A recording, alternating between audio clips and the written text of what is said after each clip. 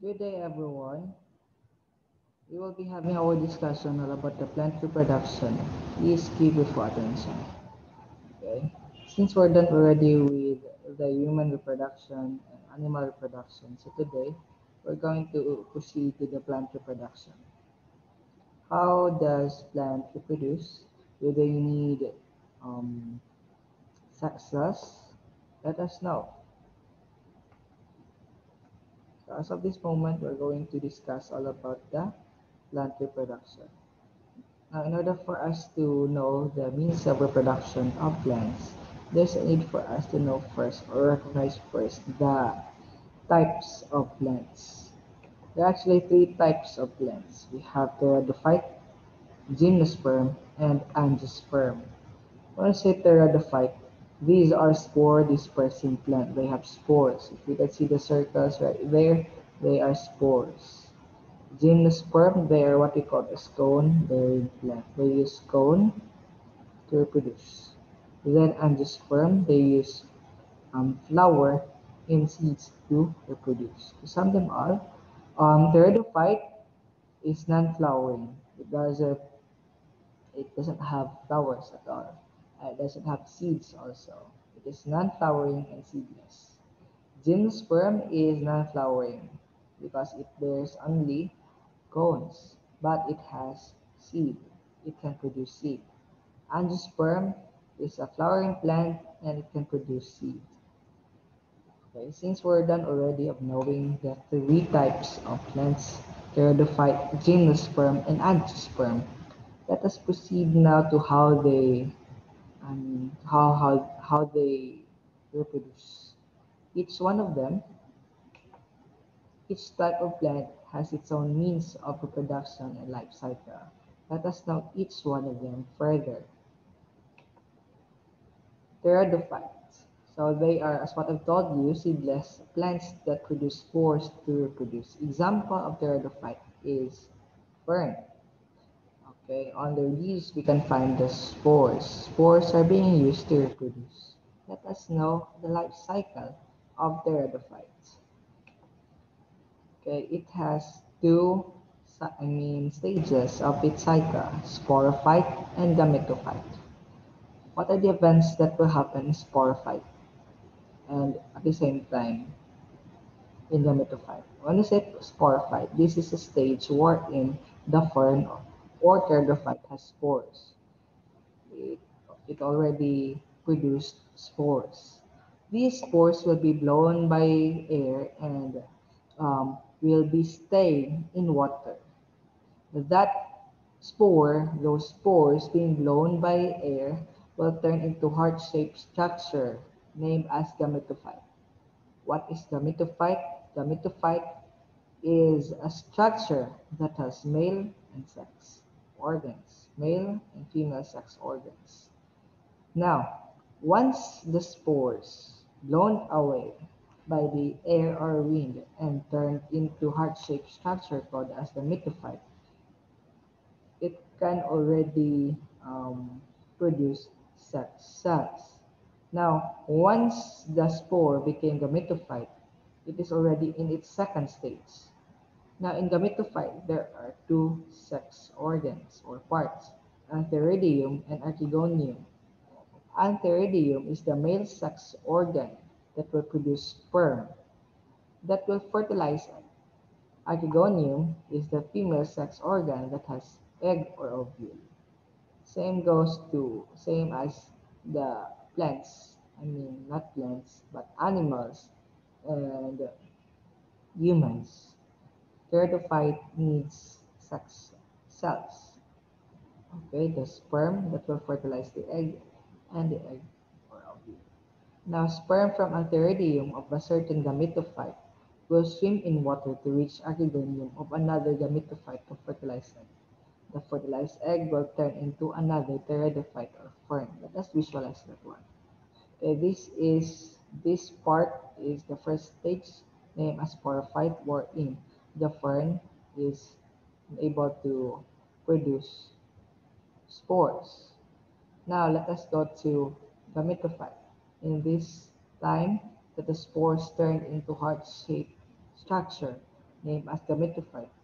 Okay, this is gametophyte heart-shaped structure that has the sex parts, namely antheridium and archegonium. Antheridium is the male sex part, and archegonium is the female sex part. Antheridium has the male sex cell, named as sperm. Archegonium has the female sex cell, named as ovule or egg. Now, let's say for example, since there are many spores being blown by wind and stayed in water, so there will be many heart-shaped structures or gametophyte. And same goes with the second one. It has antheridium and it has also archegonium. Let's say for example, this is gametophyte 1 and this is gametophyte 2. Once the sex cells right there is mature, the sperm from antheridium will swim towards the archegonium of another gametophyte. So the sperm cell from this particular gametophyte will eventually swim towards the archegonium of another gametophyte to fertilize the egg or ovule of archegonium. Same goes here. The archegonium of this gametophyte, I mean the antheridium, the sperm of the antheridium of this gametophyte will swim towards the archegonium of another gametophyte, this first gametophyte. Then we'll try to fertilize the ovule there. So once ovule and sperm cell will meet, they will have the union called as fertilization, if you can remember. Fertilization, fertilization of ovule and sperm. Once fertilization takes place, the ovule, the fertilized ovule will turn into zygote or zygote. Then that zygote turned into young fern, then became an adult fern or pteridophyte. So that is how the cycle of sporophyte and gametophyte of a certain pteridophyte. So the cycle of pteridophyte has sporophyte and gametophyte. Okay, I hope that is all clear. Next one, have gymnosperm.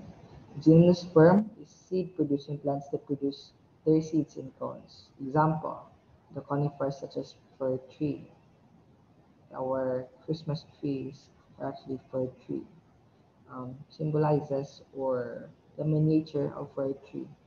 Now, gymnosperms are seed-producing plants that produce their seeds in cones. It means that they have cones. It doesn't have flowers. Actually, two types of cones, female cone and the male cone. The female cone has ovule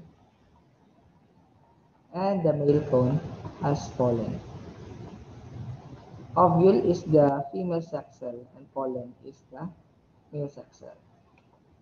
Pollination is the process where pollen grains reach ovule.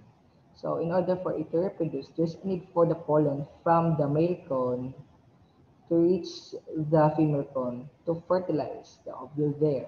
Most of the male cone are staying in the lower branches right here, and the female cone is staying in the on the upper branches. So once the wind will blow the male cone, tendency the pollen will be carried away by the wind and will be able to reach the female cone. Once it will be able to reach the female cone, there you go, it can enter the female cone and meet with the ovule. There you go, the ovule and the pollen can have fertilization. And once fertilization takes place, that fertilized ovule will turn into seed. And that seed, um, once it will be dispersed on the soil, it will turn into another tree or conifer. Again, how will gymnosperm reproduce? I will erase this one for a while.